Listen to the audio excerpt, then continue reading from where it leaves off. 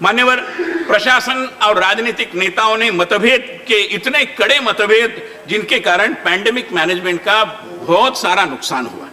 Chief secretary, Mumbai municipal corporation के commissioner, इनका आपस में जमता नहीं।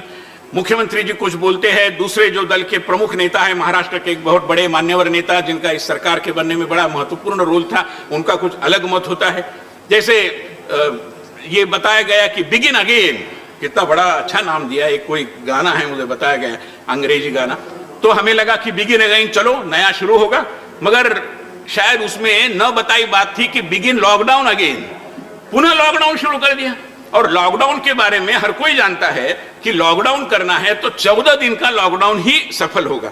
मगर कभी, मैं कई राज्यों का नाम ले सकता हूं, राज्यों का नाम लेने से कई लोग थोड़ा उत्तेजित होंगे, इसलिए मैं नहीं लेता, मगर हमारे पूर्व में, हमारे दक्षिण में, हमारे मध्य भारत में कई राज्य है कि जिन्होंने लॉकडाउन के साथ खिलवाड़ की, गंभीरता पूर्वक और वैज्ञानिक तरीके से लॉकडाउन पर अमल किया नहीं, जिसके कारण लोगों को बहुत नुकसान हुआ।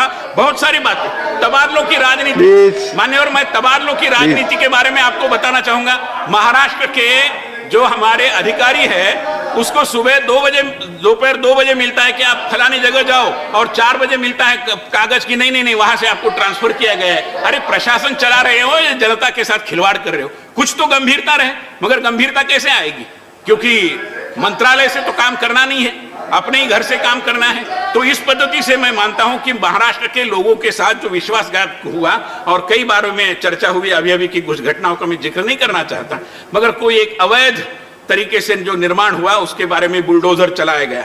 अरे ये सरकारी अवैध निर्माण का प्रतीक है। जमीन कोविड पे बोले प्लीज, जमीन किसने बनाई और सरकार किसने बनाई? तो मैं मानता हूं जो विषय है उस पर बोले, माननीय सचिव, विषय पर बोले प्लीज। उचित नहीं है। प्लीज, एक टास्क फोर्स बना गया, मान्यवर, मैं आपको प्लीज चाहूंगा, मैं उसके उदाहरण देना चाहूंगा कि एक कृपया इस विषय पर बोले, और ये टास्क फोर्स में हमारे मुंबई के एक बहुत जाने माने और विशारद है, शल्य विशारद डॉक्टर संजय ओक, इनकी उपस्थिति में, उनके नेतृत्व में एक टास्क फोर्स बनाया गया।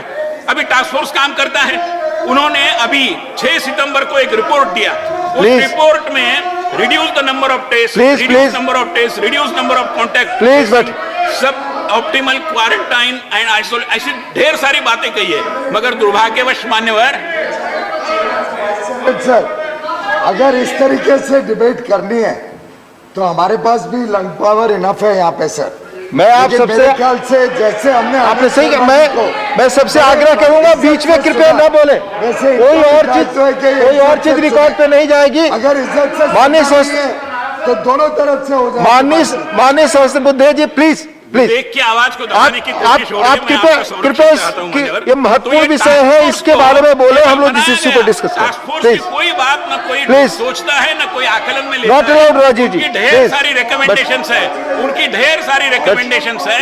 थोड़ा बैठिए, आप बैठिए जरा, सुनिए, सुनने का साहस रखिए। Nothing will go record, it will not go record, please बैठिए जरा। और आप एड्रेस करें चेयर को और विषय पर बोलिए।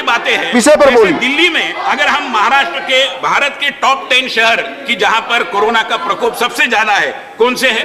पुणे, और ये आंकड़ेवारी मैं 2 सितंबर की दे रहा हूं। पुणे अभी तो बढ़ा ही होगा।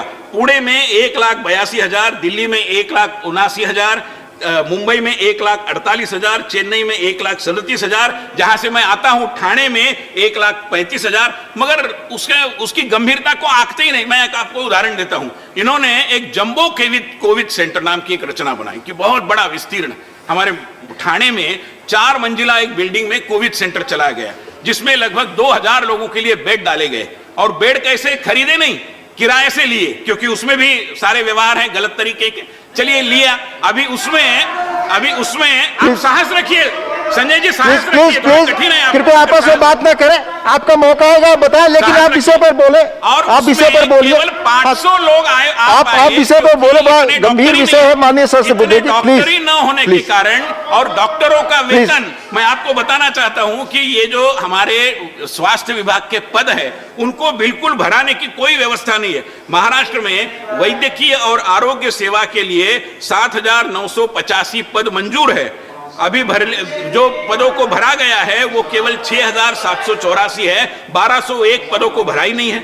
सामान्य सेवा में भी लगभग 948 पद मंजूर है। पुरानी सरकारों ने, इस सरकार ने भी मंजूर किए होंगे, मगर पद भरना नहीं। पता नहीं पद भरने के बारे में और कुछ भरने की रचना है या क्या है, हम नहीं जानते, मगर पद नहीं भरे गए। तो मान्यवर, गंभीरता के बारे में बहुत सवालिया निशान हम सबके सम्मुख निर्माण होते हैं। ये जो रवैया अपनाया गया है हमारी महाराष्ट्र की सरकार ने, एक बात समझी जानी चाहिए कि ये कोई राजनीति की लड़ाई नहीं है, अपनी और दूसरों की जिंदगी बचाने की लड़ाई है, और इससे हर व्यक्ति को अपना योगदान देना है, तभी देश की तबीयत खुशनुमा रहेगी। जैसे कि विनय सहस्त्रबुद्धे साहब हमारे मित्र नहीं है, अगर आप उनका भाषण कल सुने तो उनका पूरा भाषण, महाराष्ट्र सरकार ने कुछ नहीं किया, महाराष्ट्र सरकार पूरी तरह से फेल है, सिर्फ निंदा की, खिंचाई की। जहाँ जहाँ पश्चिम बंगाल, वेस्ट बंगाल, झारखंड, दिल्ली सरकार कुछ नहीं करते हैं, बाकी सब सरकारें ठीक कर रहे हैं, ये ऐसा नहीं है। महाराष्ट्र में 30,000 से भी ज़्यादा कोरोना संक्रमित रिकवर हो गए। ये कैसे हो गया फिर? क्या भाभी जी के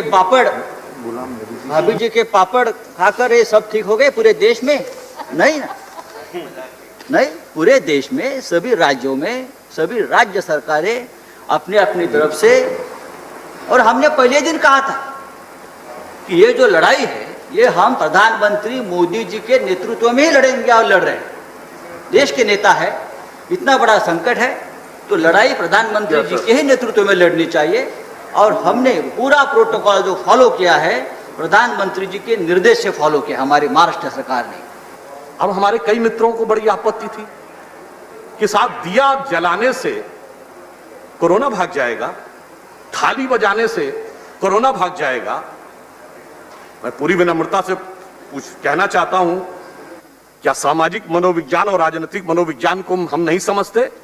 मैं पूरे सम्मान के साथ कहना चाहता हूं कि जो लोग ये कह रहे हैं वो इतिहास भूल गए। क्या चरखा चलाने से अंग्रेज भाग जाने वाला था?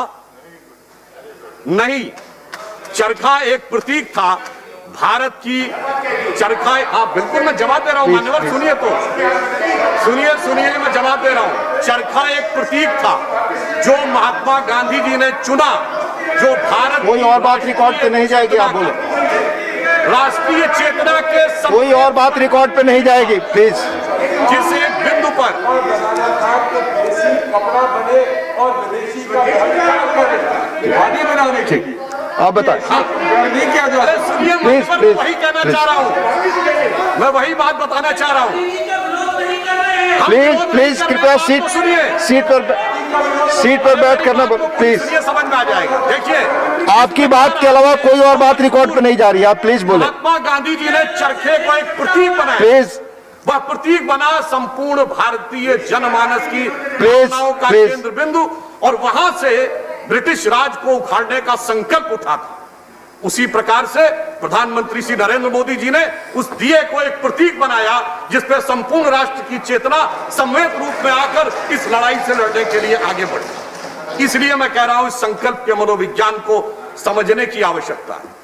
अब हमारे कई विरोधी अभी बोल रहे थे, संजय राउत जी ने कहा कि साहब हमारे पूर्व वक्ता डॉक्टर विनय सहस्त्रबुद्धे जी ने महाराष्ट्र सरकार पे किया। अरे हमें कुछ कहने की आवश्यकता है क्या?